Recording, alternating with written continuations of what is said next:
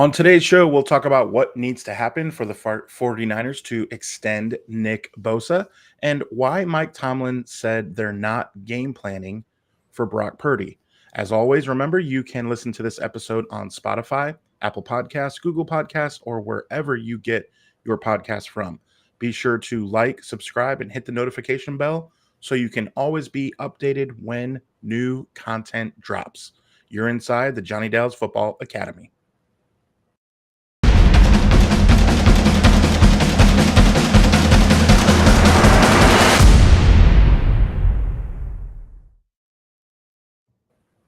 Oh, hello, Niner faithful, and welcome to the Jonnydelsfootball Football Academy podcast on the channel that's trying to answer the whys and hows of the game.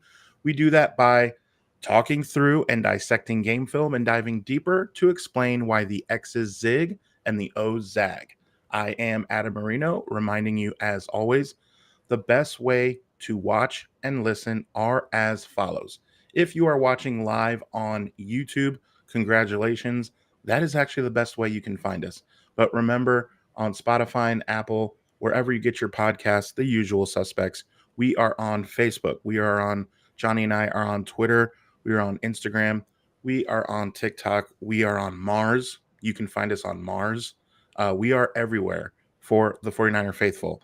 So we are so excited to get into the chat, get into with you guys. I see the chat is already loaded up on the hashtag JD49. Remember, we are boosting the algorithm to all 49er faithful. So we want to get the word out, and YouTube does that for us when they see the activity. So we need hashtag JD49 in the chat. We're going to have some fun today, and the plan is to go Thursday before the Lions beat the Chiefs. Yes, I said the Lions beat the Chiefs. So let's get into it. Johnny, you ready for some football? I am. I'm so ready for some football. So let's get into it. What we're doing is we want to go through a couple things. You were showing me some clips of Tomlin that I did not get a chance to see, and so I'm going to watch it for the first time right along with you. Did you want to get into that right away? We'll get to that after Bosa, because that was about Brock Purdy and the 49ers offense. So we'll spend a few minutes talking about that. But you know what has been bugging me? Every day when I wake up, I'm just hoping that I'm going to look at my phone and I'm going to have that notification, because I follow Ian Rappaport on Twitter. The guy gives out a lot of updates, gives a lot of things coming in, and every day I'm hoping to see that Ian Rappaport tweet that says the 49ers and Nick Bosa have agreed to terms on an extension that will make him the highest paid player in the league, defensive player in the league. And every morning I've been disappointed. And so I'm waiting for the 49ers to pay Bosa. We got some hashtag pay Bosas in the chat. I'm for it. Yes. And I'm for it. Hey, let's put hashtag pay Bosa in the chat. Let's get the 49ers attention that we want Nick Bosa to be signed and to be here. So they're working their way towards an extension. Hopefully, if I was Kyle Shanahan, I would be marching into Parag Marat's office right now. Like, this would have been last week, and saying, you are not going home until we have a Nick Bosa deal in place. Like, this is what's happening. When Bosa gets paid, then you get to go home. Until then, no. And I bet you we would have a deal within 12 hours. Here's a sleeping bag. Get it done. Now, there's been talk, okay, with Bosa, they need to decide. He has looking to be more paid than Aaron Donald, more paid than any other non-quarterback in the history of football, right? And so the 49ers need to decide, look, are we giving that to you, yes or no? And the fact that that is not done yet leads me to believe that they're not overly anxious to make that happen. And I'm just wondering why. We know what he wants. The fact that you're not giving it to him, I mean, we're not rocket scientists, but come on, that shows that you don't want him to be the highest paid, blah, blah, blah, and all this. When he's a defensive player of the year, you can watch film. We know this channel does. Like, that's what is bothersome to me, Is that your take, or are you seeing something different? No, I think this comes down to the 49ers tend to, and I put this on Twitter earlier today, that they tend to not pay over market value for any position.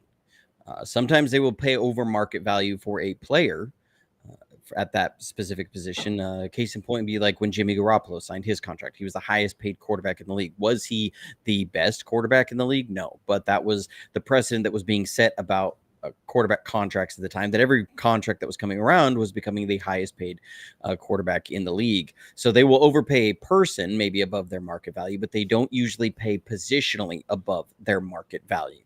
And that is being values that are set by the league. Like when George Kittle signed his contract, he was about $700,000 a year more than Travis Kelce. When Trent Williams signed his contract, it was $10,000 over the total life of the contract over David Bakhtiari.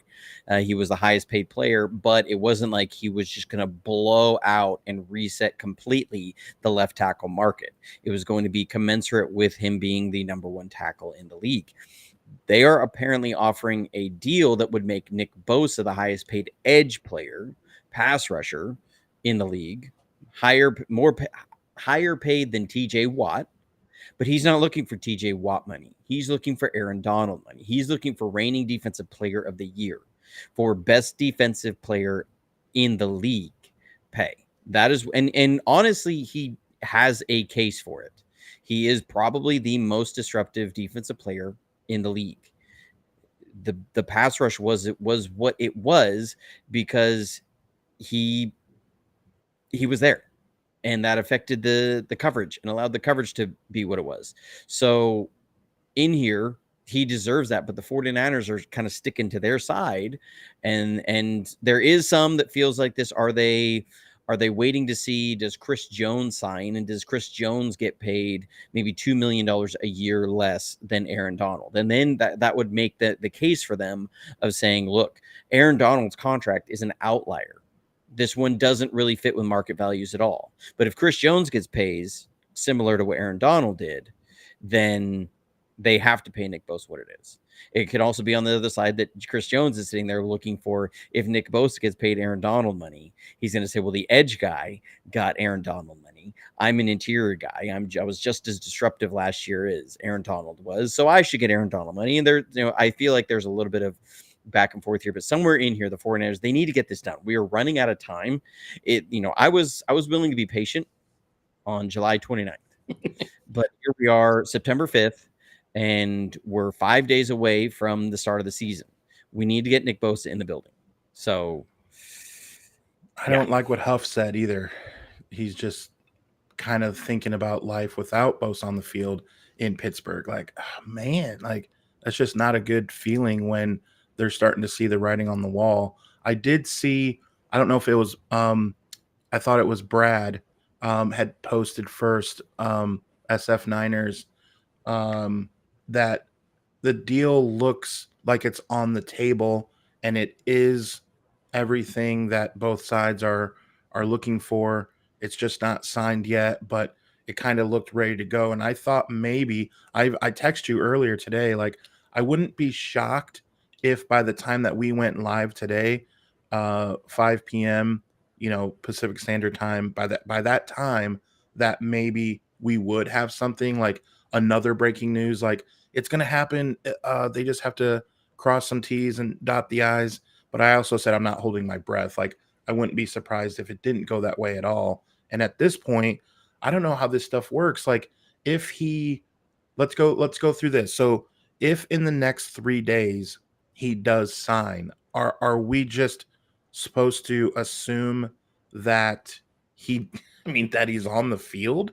Is that how it works? I wouldn't think so. Well, I think the caveat in there is that this is an away game, and he would have to, get there to Pittsburgh, and with his stuff would need to be there and all of that. And obviously there's contracts that need to be signed, and most days these contracts are e-signed anyways. But when TJ Watt was held out until the Friday before the season started for his contract, but I believe that was a home game.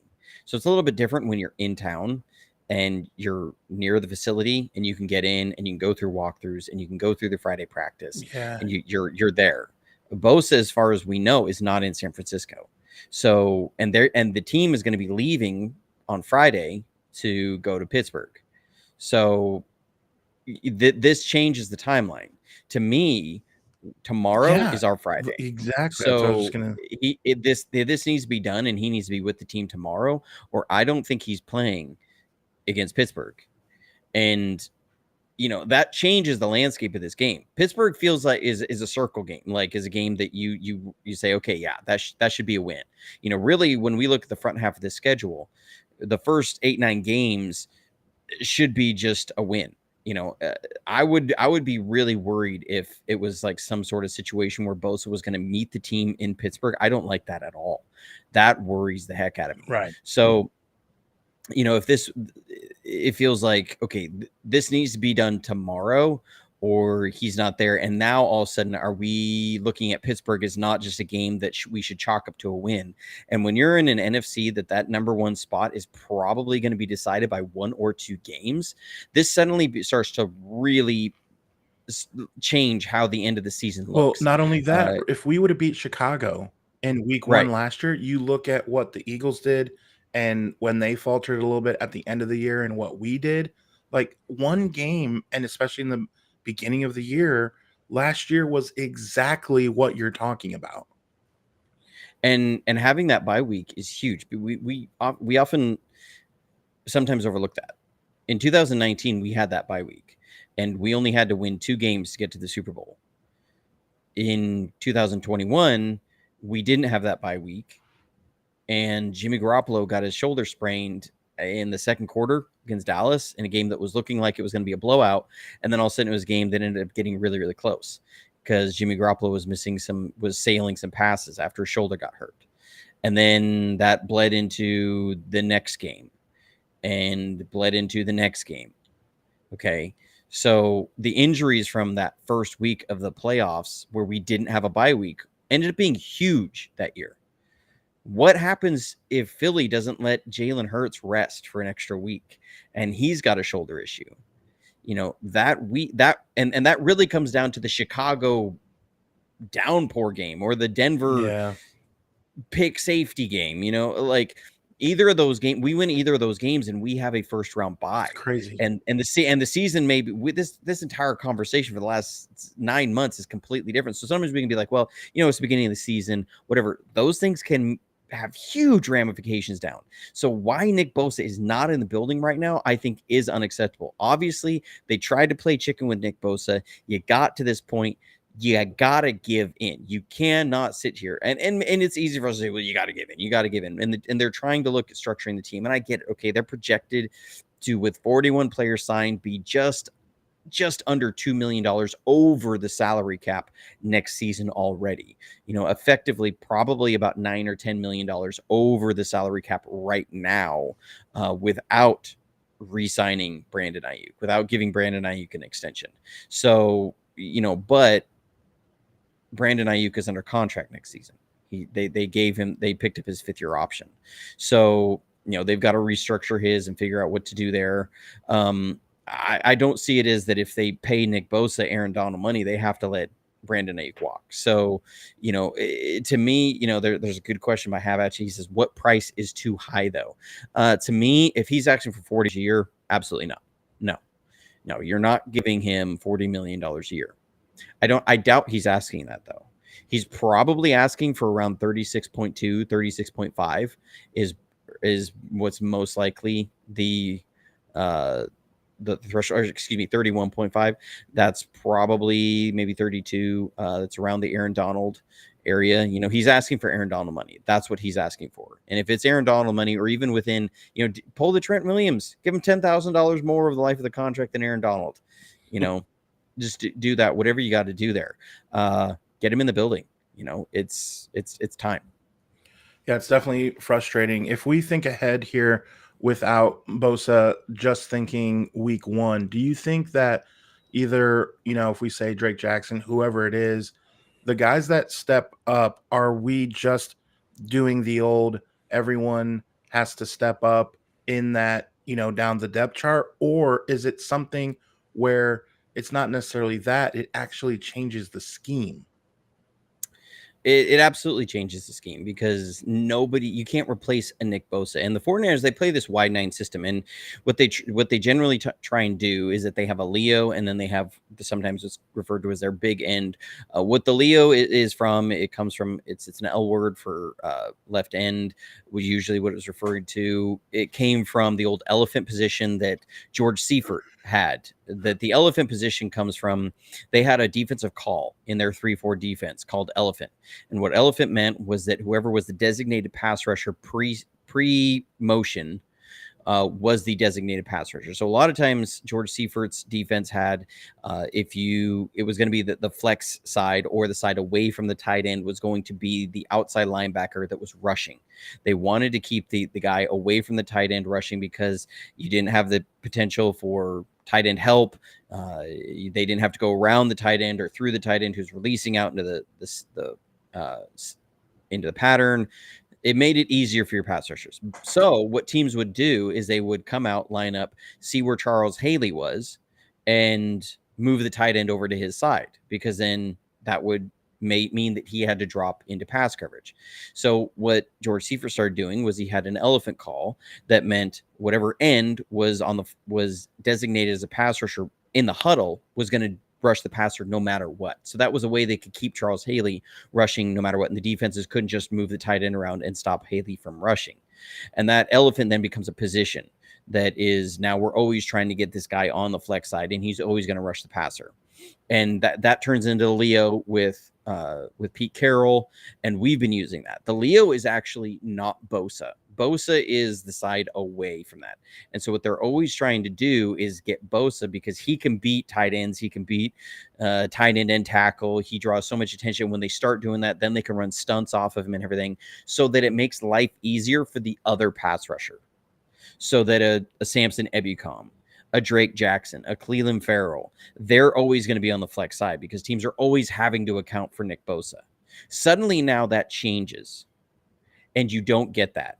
So this is affecting the entire line. And when somebody's now, if you're trying to say, okay, Drake Jackson's going over there, Drake Jackson will literally be playing a different position. Sure. It is not just the same as I'm defensive end.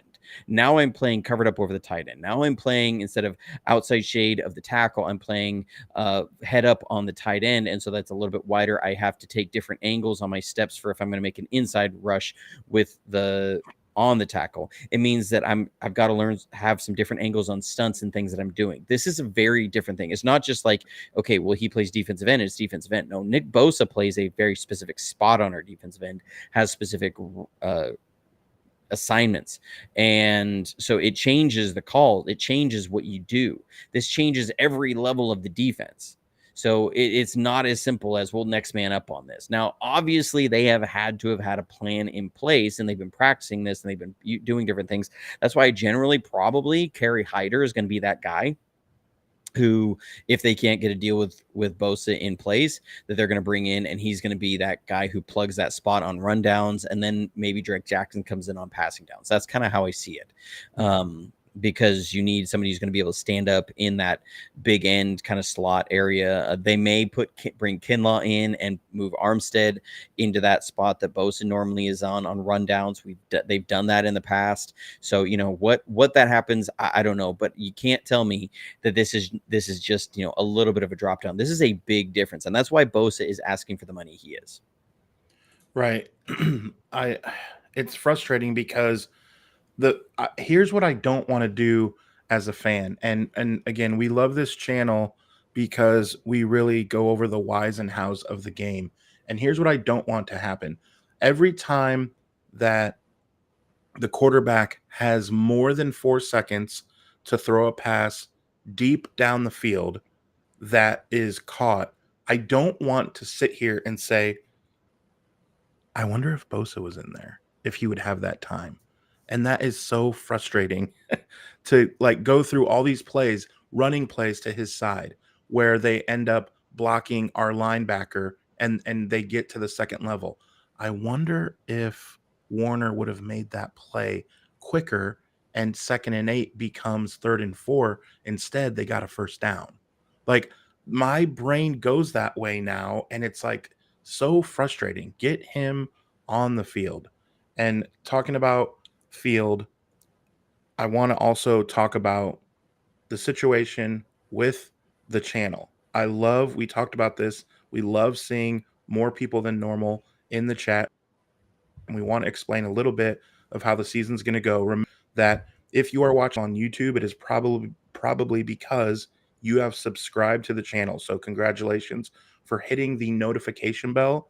Make sure you do that. Make sure you share with friends and let them know to do that as we try and grow the channel and get people like Jesse Sapolu. Go to our previous episodes and see that one. Some good stories on Deion Sanders. Talk about Deion Sanders. That was fun to watch on Saturday. So we want to get other guests like that. So make sure that you like and share with your friends. Then Mondays after games and Thursdays before the Thursday night game is when we're going to come to you live we're streaming on Facebook, I know, on YouTube. Are you doing Twitter as well, Johnny? Yeah, we're streaming on Twitter, so maybe some people are seeing us on X. Yeah, it's great. All over the place. Yep. So remember when you come in, hashtag JD49 as we want to move the algorithm. So we're seeing lots of people in the chat. Thank you guys so much. I want to get into what Mike Tomlin. It doesn't seem to be that you are a fan of Mike Tomlin's attitude. Is that fair to say? No, I actually, I think Mike Tomlin made some really fascinating points. And if you didn't see it, some of this has been floating around on Twitter. And we have a clip from Mike Tomlin in his press conference today. He was talking a little bit about what it is to game plan against the 49ers. When he hasn't had a ton of tape to study over the past couple of years. It's less specifically about Brock Purdy and it's more about how Kyle Shanahan chooses to utilize his quarterback within the schematics of what it is that he does. And so whether it's Purdy or Darnold or Garoppolo or anyone that, Matt Ryan or his days in Cleveland, we just see very similar things in terms of their approach to football. It's very quarterback friendly. It doesn't put them in a lot of adverse circumstances. It keeps them on schedule. And in doing so, it minimizes the potential for negativity. It's a great platform, particularly for a young guy to play and gain experience.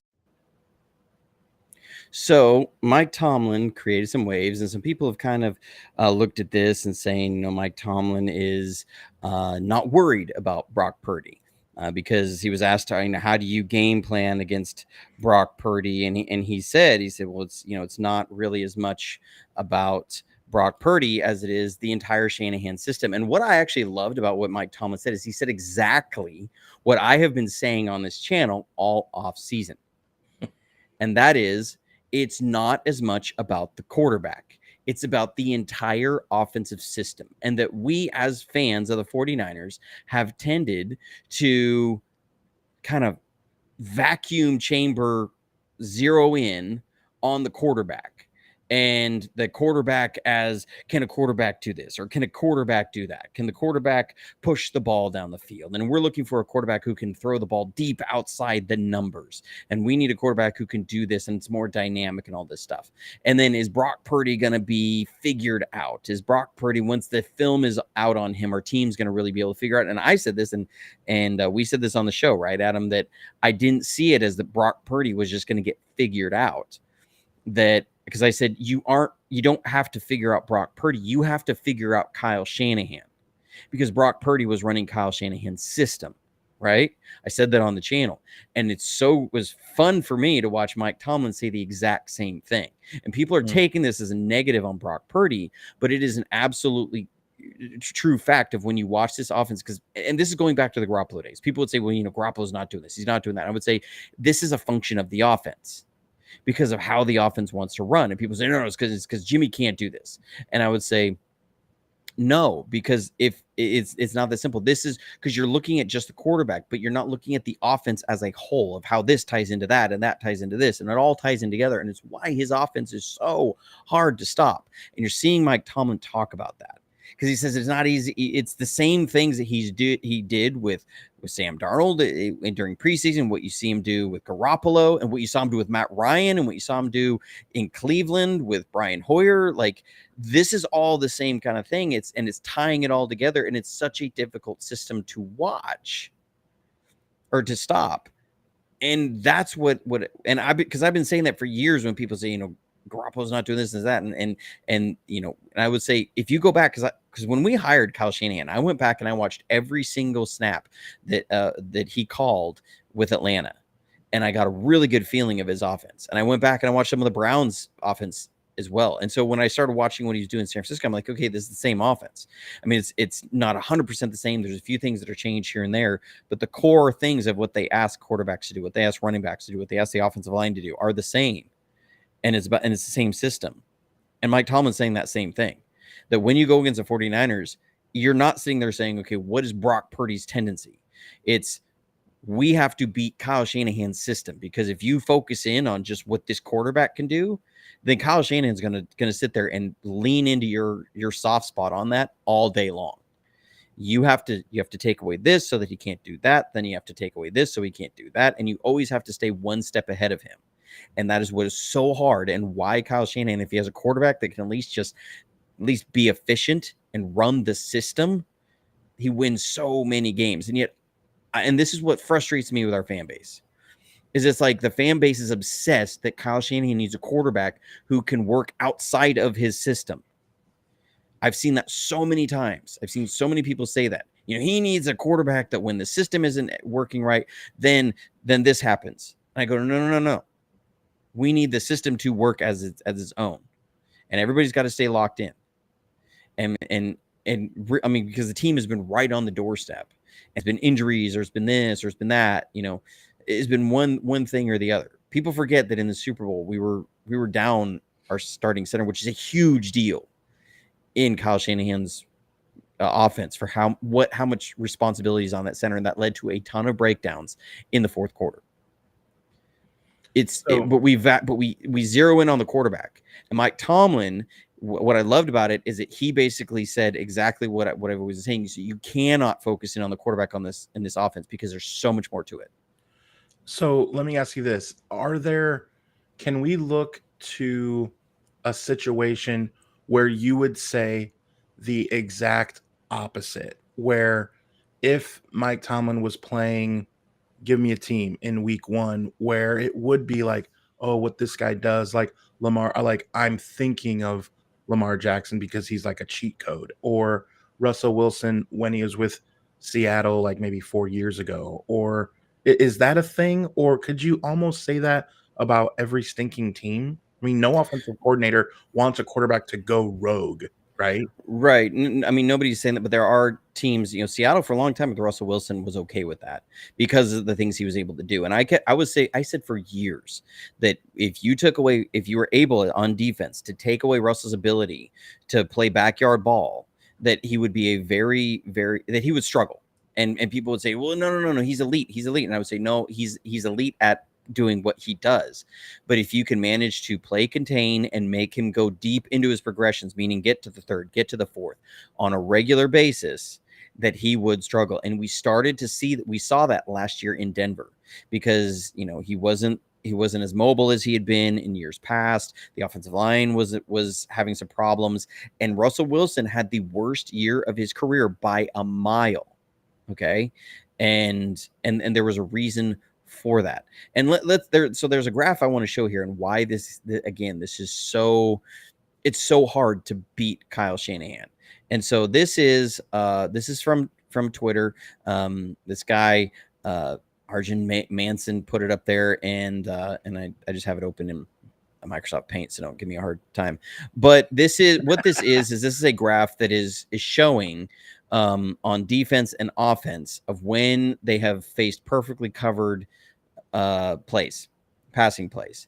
So to the far right is plays that were to the far left, are plays that were perfectly covered by the defense, meaning nobody was open. Look at the outlier that the Carolina Panthers are. That speaks to how bad their receiving core was throughout the year. that they, and how bad their offensive play calling was, that they were literally, teams were covering everything they had at the highest rate in the NFL. On the right is really showing offensive efficiency from the play caller, in that how many times the offensive play caller is able to break the defense or get guys open, or when the receivers are able to get open. And look at Kyle Shanahan in the upper right-hand corner.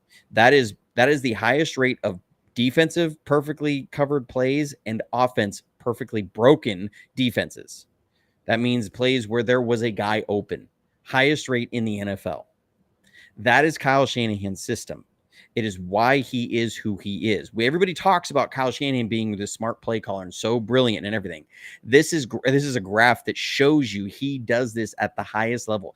This and there's another clip from Mike Tomlin that I want to show, because he talks about the offense as a whole and what makes this offense so difficult to defend, and why Kyle Shanahan is able to do the things he is. So we'll play this clip. On the offensive side of the ball, man, I think it just starts with Christian McCaffrey, man. We just got to respect the dynamic playmaking ability that he has, both in the running game and in the passing game.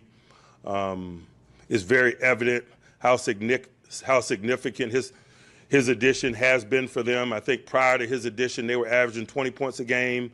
With him in 2022, they averaged 30 points a game. And so 10 points with the addition of one man.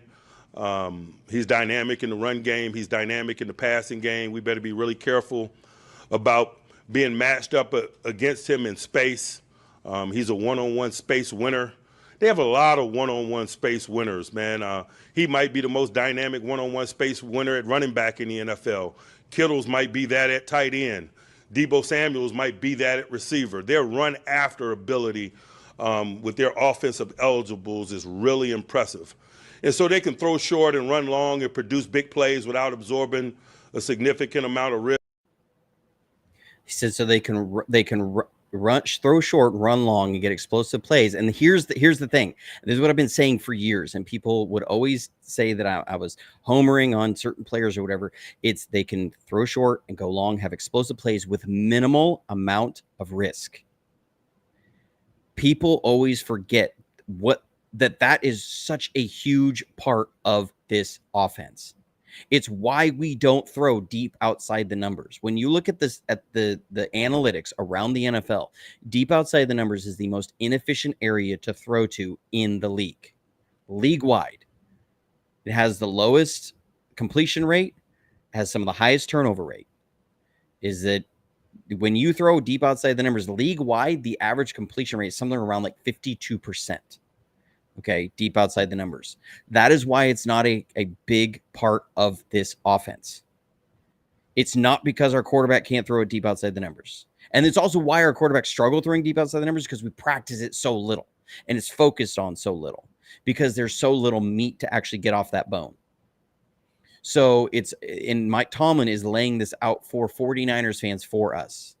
And I loved watching his press conference, because I was sitting there saying he's saying the same things that I've been saying for several years, which is they maximize efficiency and that's why the 49ers were like number 1, number 2 in the league in yards per attempt. Even when people are saying, well, it's always, between 5 and 15 yards. There's a reason for it. And everything is tied into this. And there's a reason we're getting explosive plays. It's not just because we have the guys we have. It's the system working together. And it's why I believe in this system. It's why I believe in Kyle Shanahan.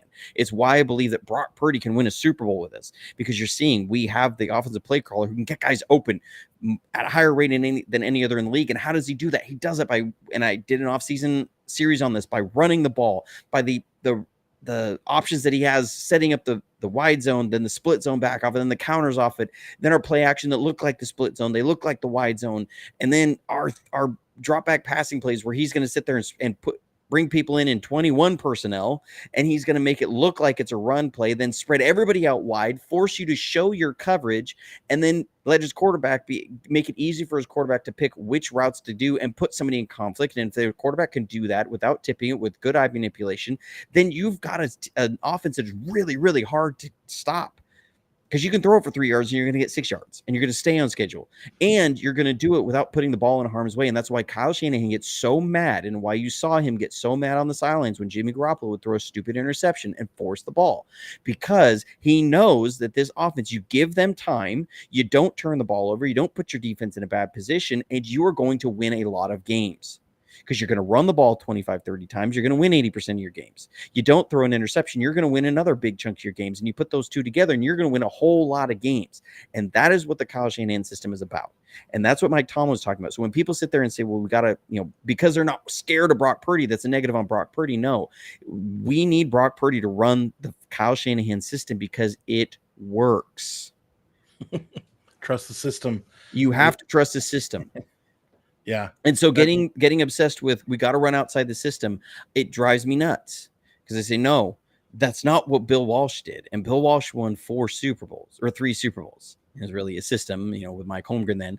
Because one thing Mike Holmgren has said is that he told Joe Montana, Steve Young, Brett Favre, the thing that would drive him absolutely bananas was if his quarterback went out there and started making plays up in the dirt. Yep. And Brett Favre to this day says that he thinks that Mike Holmgren is mad at him for a touchdown pass he threw in the 1998 playoff game against the 49ers. Antonio Freeman. Yeah. I'm pretty sure it was. Yeah, because they called the play in the huddle that Brett Favre, he was going to do a hand signal for what was called a Q8 route, and he had him do something else. And so because the 49ers defensive players knew all the hand signals for that offense, he kind of, faked him out on that. And that Brett Favre swears that Mike Holmgren is probably still mad about that, because that's how passionate Mike Holmgren was, that you do not run outside this system, you run inside the system. And so that's what I see with Brock Purdy, and why I believe in him, is because when you watch why he was so successful, is because he was running the system really well. And that's why it's not going to be as simple as, well, the tape's in on Purdy and teams are going to figure him out. No, it's not that simple. And you just heard from the 49ers week 1 opponent head coach, Mike Tomlin, one of the best coaches in the NFL, Super Bowl winning coach, that you can't do that. Right. Yeah. It's crazy to think about, like, when I'm on other Facebook groups and fantasy football groups and all these different fans who don't know the intricacies of our team, which I don't expect them to, but it's just funny to hear them talk about, well, the book's going to be out on Purdy, we know what he does. Like that, like, I totally see what you're saying, where you just roll your eyes at that. It's not about it's almost like, and you don't want to say robotic, because as Jesse Sapolu has said, like, these are human beings that are on the field that have to carry out what is being said, and football is going, a mile a minute, and it's so fast. But it doesn't work that way, where Brock looks to the left more than he does look to the right, so now the linebackers will be lined up over there. Like, it's not one of those things. If it is, then Kyle Shanahan's playing a trick on you to make you think that's how it's going to go. So it's going to be fun to see. It's been fun so far in the chat. And speaking of the chat, what we're going to do throughout the season is, as you see there in the chat, there is the restream link. That is what we use for the YouTube channel. So remember, if you are live in the chat right now, you can hit the link and come in and chop it up with us. This is one of the ideas of this channel, as far as doing the podcast. This is what the vision was, because we're all just fans at the end of the day. So Johnny, explain a little bit behind the link and how that works. Yeah, so when you click on the link, it's going to bring you to the Restream Studio, and you can join in with your. You can be it on your mobile device. If you have a setup like ours, you can jump on in. We have a caller in, waiting to come in, so we're going to welcome her in. This is Danielle Thompson. Welcome into the JFA Podcast. How are you doing? I'm good. How are you guys doing? I've witnessed 3 Super Bowls with this great team. Bay Area baby, all day, all day. Awesome. But I have a question with our Trey Lance fiasco. Do you believe that Kyle Shanahan and not Kyle, Brock Purdy has the most immense amount of pressure because we're in a win now situation? That's a great question. With Brock Purdy, Mr. Relevant, being thrust into a team that is built to win a Super Bowl now, guy going into a sophomore season, that's a lot of pressure on a young guy. But I'll say, I don't think he's under any more pressure than any San Francisco starting quarterback really is any other years. You've said you've seen the 49ers win 3 Super Bowls, and the expectations of quarterback in San Francisco are insanely high. Jimmy Garoppolo threw for 3,978 yards in one season, and the team went to a Super Bowl, and fans are ready to dump his rear end when he missed a post route. So, that speaks to the pressure that is there in San Francisco. I remember when Jeff Garcia was going to Pro Bowls, throwing for over 4,000 yards and 32 touchdowns in a season, and fans started calling for Tim Rattay because we weren't getting it done. So, I think no matter who you are, when you're a quarterback for the San Francisco 49ers and you have the NFL royalty of Joe Montana and Steve Young, who are in the lineage that you're coming after, the expectations are sky high. And the thing with Brock Purdy that I like about Brock Purdy is that he seems to handle a lot of it in stride, and he understands he doesn't have to be a superhero. And, that in this offense, it's like I was saying, you just got to make the plays that are there. There's going to be some plays that you really do have to make, and you got to be on your P's and Q's, and you got to move guys around, and you got to make an accurate throw, and you got to get that ball to the guy on time in the right spot. But if you're operating the offense and you aren't forcing the ball into some bad situations, man, you're gonna win a lot of games with this team, and you take it 1 week at a time. And I know that's an old cliche, but it really is with these guys. And all these guys are under a lot of pressure. Yeah. And so I think it's one of Do those you things. also? No, go ahead. Well, understanding who we as a legacy, I can say that the Niners fan base were very spoiled. We're very, but in other news, do you now Kyle Shanahan, because of the Bosa, the Trey Lance and everything, he also has this immense amount of pressure to win a Super Bowl because Kittle's not young, Trent's not young, like everybody's aging. So it's just like, do you think now he still feels this pressure to, I gotta win. Like I got to win now because we're in a win now situation. I think they've been feeling that pressure since 2019. And I think that was a big impetus of why Trey Lance got drafted where he was, and Garoppolo was moved out the door. Period. The team lost $25 million in salary cap space that year of what they were expecting, and they looked at, we can either have to scale things back and try and rebuild the team and make another run for it in maybe 2021, 2022, or 2022 or 2023, or they make a plan to move off Garoppolo, get a quarterback on a rookie pay scale, and are able to keep the team that they have, their Super Bowl window team, and make a run for it with somebody else. And one thing that I've seen from Kyle Shanahan is that the guy is you can see how weathered he is by the end of the season, that there's no lack of pressure or drive for him to win a Super Bowl. I think he wants nothing more in the entire world to do that. I mean, we know of the stories of him sleeping in his office during game weeks to keep watching film and game planning. And so, I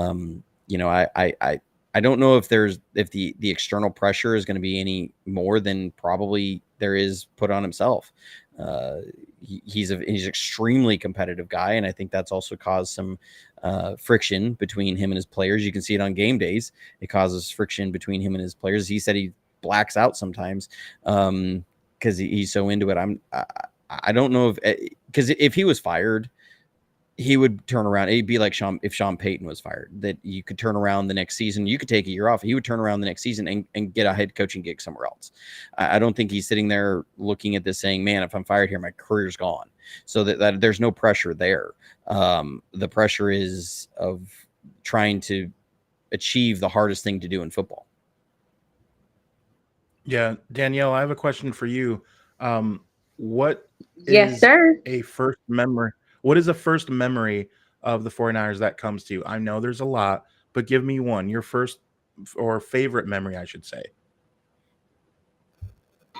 Oh, my favorite memory. Oh my God. I cry every time I think about this. After the 3,789 ass whoopings we received by Green Bay, and Steve Young finally, yo, you guys don't understand. That moment will forever solidify. Like, we did it.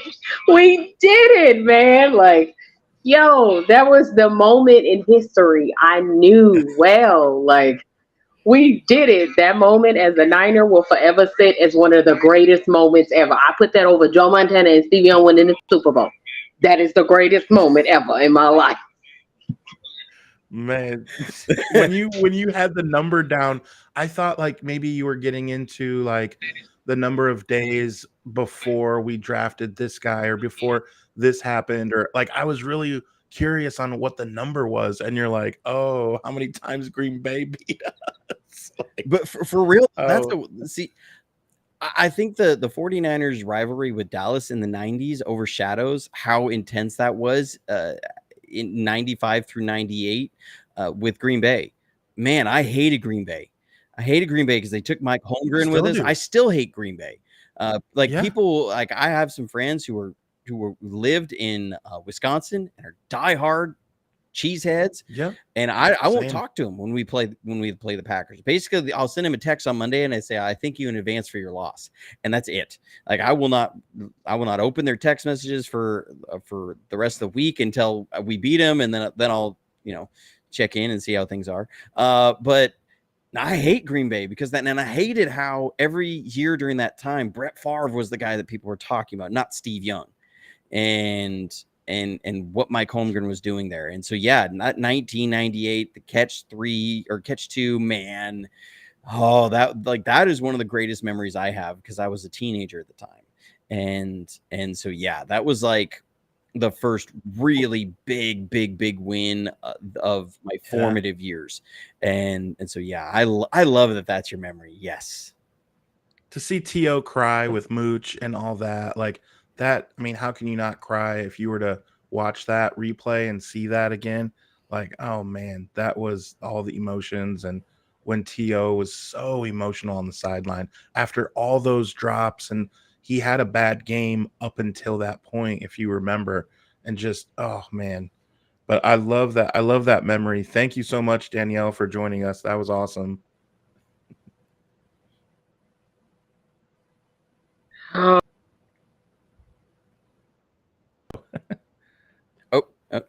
We dropped her. Oh, somehow she dropped out.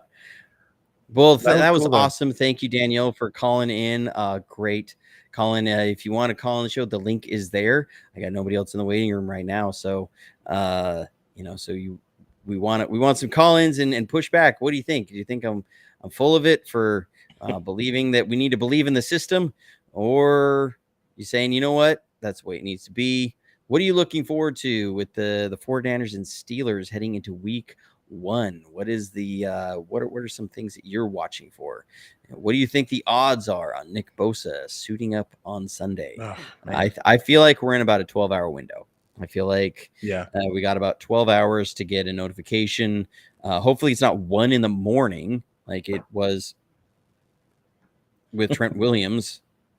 That would drive me nuts. But hey, if that's what it takes to get it done, get it done. We'll take it. We need a Twitter jet tracker, like the guy that was following Elon Musk and posting where we need one of those for the 49ers private jet. We need to know where it is. Is it on its way to Bosa's house? We need updates here. We need to know the minute that jet takes off to go pick up Bosa.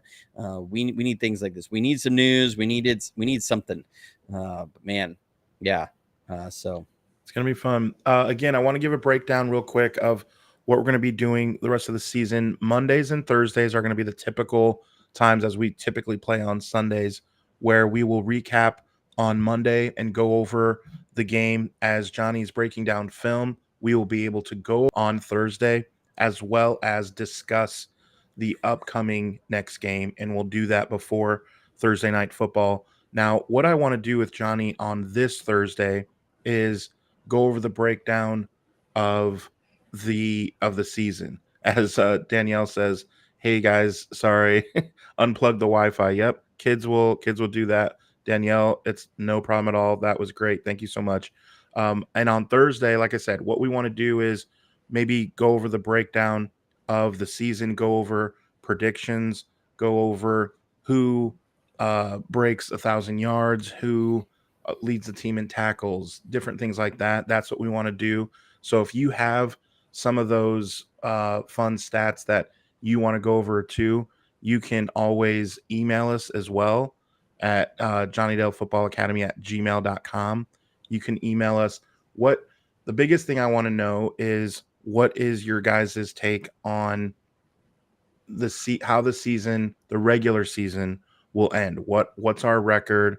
Storylines for the year, storylines for the NFL even. We're football fans in general, and so we'll go over those on Thursday. We'll go over the Chiefs and Lions because, hey, opening football is a big deal. I don't care who's playing. You're going to be interested. You're kind of going to watch. I'm interested to see. Did you hear about Kelsey? Like, he may not play, Yeah.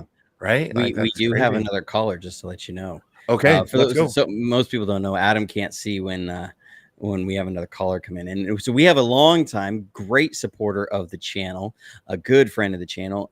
Lisa is on, so welcome on to the show, Lisa. If I had the clapping sound, I would make the clapping sound, but I don't have it. Hello. I'm listening while I'm on my way home. Okay. Are you in the It's been a Bay? great show already. No, I'm in Central California. So I'm Okay. where Derek Carr's from. Derek Okay. Carr and what's his name? I forgot. Devontae Adams. Devontae Adams. Yeah. Awesome. Okay. What's your It question? was a great show so far. I don't really have a question. I just wanted to compliment you guys on a great podcast. I've been a strong supporter more recently, and everybody who I go talk to, whether I'm talking trash or talking all the little P's and Q's of football, I always refer them to the channels. Like, don't believe me, gotta watch the film. It's true. It's true. Lisa's been a big supporter of the channel for a while. Last year during the season, man, she'd be sending me messages, be like, "Hey, what about this? What about that?" So she's been a long time supporter of the channel. So we sure appreciate you, Lisa. Thank you. Hey, I It's got a great. I question. love it, and I do love everything you've said about Brock Purdy. That's what I've been preaching ever since Jimmy G and all the haters and everything. It's like, we don't need the flashy quarterback. We just need somebody who can run Kyle's system. That's all we Yeah. need. Love it. Love it. Lisa, tell me your favorite player on this roster and tell me your favorite player who is retired. My favorite player who is on this roster has got to be Fred Warner. Okay. Solid choice. Solid choice. All pro Fred. Right. All right. And then who's a Especially retired after player? seeing him as a heat-seeking missile. I just loved him even more. Mm-hmm. For sure. Okay. And then who else? Who's retired? Who's your favorite? Retired favorite, I would say Joe Montana. Yeah. Mm-hmm. Hard not to say Joe Montana, right? It is. I mean, yeah. I mean, that's like the choice. It's almost like the choice that nobody wants to say is like their number one because it's so obvious, and we have all the, it's like you want to see Ronnie Lott, Jerry Rice, maybe even Patrick Willis, maybe Justin Smith, maybe Joe Staley for the Joe Show. Oh yeah, I totally forgot. I do love Joe Staley. I cried when he retired. I cried. I sat there. I cried. My husband's like, "What's wrong?" I was like, "That's the last game Joe Staley's gonna play for the Niners." I did want him to play one more year. I really thought he I could. did too. And man, with that line that we had then, like, it's almost like out with the old and in with the new. But hold on, keep that old guy one more year. Man. Yep.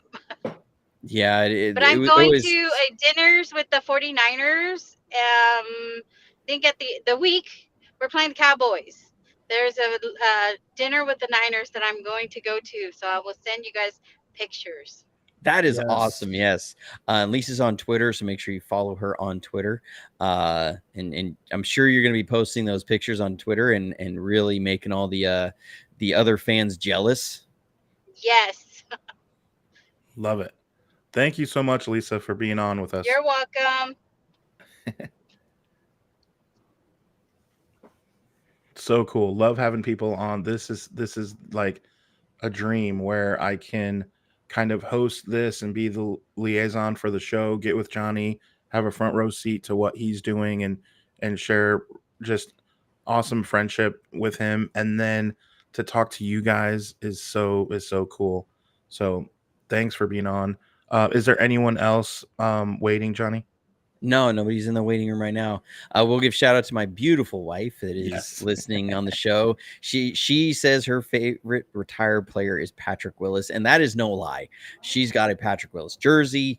I actually found out that Patrick Willis retired from her. So I think I was washing dishes or something at home, and I just hear her because she works from home, and I was on a day off, and I just hear her go, "No freaking way!" And I was like, "What just happened?" Yeah. Like she's like, "No, you got to be kidding me!" And I'm thinking, like, did you just have a relative that died or something? And I came rushing in her office. I said, "Honey, what happened?" She goes, "Did you hear Patrick Willis retired?" I was like, "What? No." And she goes, "Yeah, he retired." And I had to look at the reports, and I was in shock. Like, no, not Patrick Willis after that season and everything that had happened. And so, yeah, shout out to my wife. Her favorite player is Patrick Willis. That is the last jersey she got was actually Patrick Willis. So she has not wanted a jersey since. She did get a Garoppolo jersey because every woman's got to get a Garoppolo jersey when he was with us. That chin. So that he does. He just had that chin line, y'all. But shout out to the wifey there in the chat. So there was one other thing that I wanted to share because I happened to see more of his stuff now that he's been officially our buddy, and that is Jesse Sapolu. And in the chat there, I have shared this, and I'll talk a little bit about it because I looked it up, and what he's doing is it's the Golden Heart Run, and it's October 14th at Levi Stadium. And if you copy that and paste that, you will see kind of the website where you can register, learn more, donate now. Very cool stuff. We obviously love supporting Jesse in anything that he does. Again, if you have not seen that interview, pull it up on YouTube another time. It was so cool to talk to him. You guys didn't see Johnny and I before the show. We got like a half hour with him, and if there was a camera on us, our faces were like just cheesing the whole time, like the old school Batman movie when they all got that stuff and they had that perma smiles. Like that was just us. We're just like, it's Jesse Sapolu. Like it was so cool. So we're gonna keep up with him. He said he'll be on the show again. So we're so excited to be able to have a friendship with him as well. So again, remember, Adam, can you throw that link in the chat again? I couldn't see it there. I was trying to put it up, and I tried to get the link that you sent me. Sorry, everybody. This is a little peek behind the curtain. It wouldn't pull up my end. So, and I forgot to text you to let you know that. So, gotcha. Tell you that in front of everybody. No, that's all right. That's so the link, did it come up in the chat? I tried to search through there and I didn't see it in the chat. Okay, let me make sure. Let me try it again. Again, it's the Golden Heart Run. Is anyone seeing it in the chat? Let us know. Oh, we do have another caller that is linked, that is clicked in. Okay. This is that man 8959. Welcome into the show, that man. How y'all doing? What's up, man? Doing fantastic. First time calling. but I have watched your podcast before. Y'all do a great job. I love your film breakdowns.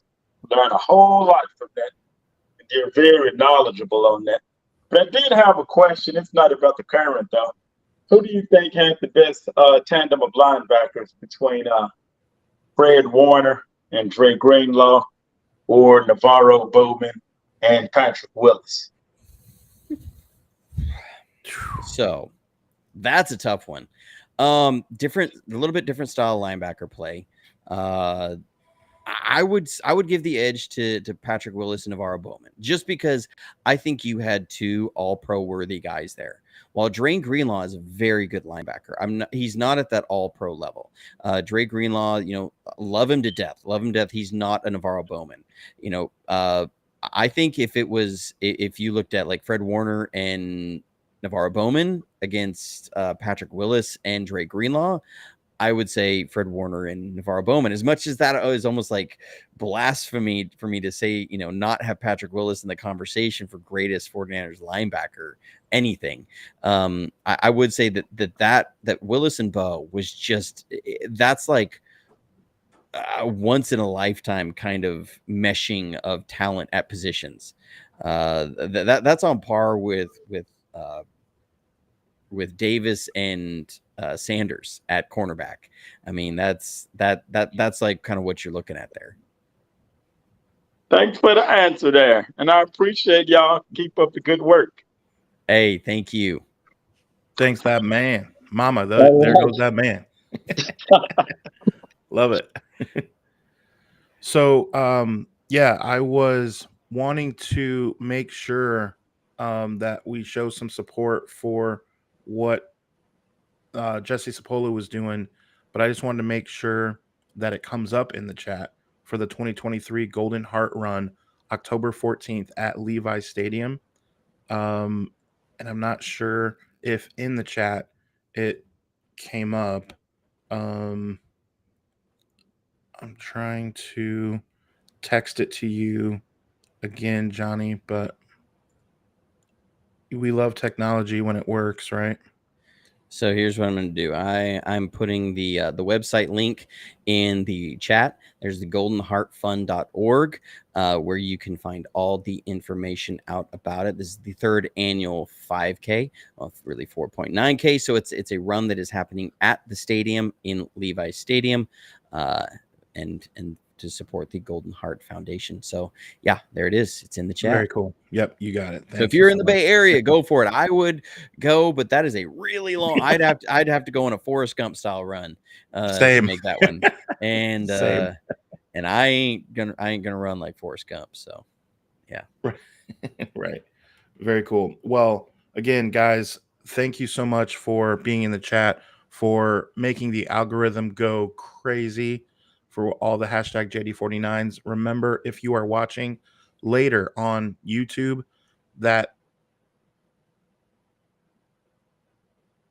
you may have missed us because you didn't hit the, be sure to tell them to hit that. If you are listening on Spotify or Apple, wherever you get your podcast, and you'd prefer to watch us, make sure you check out the YouTube channel, as Johnny does breakdowns on film on all the Niner games. It is the best content in the history of mankind. As a true fan, I say that. So thank you for joining us. Take care of each other. And as always, go Niners.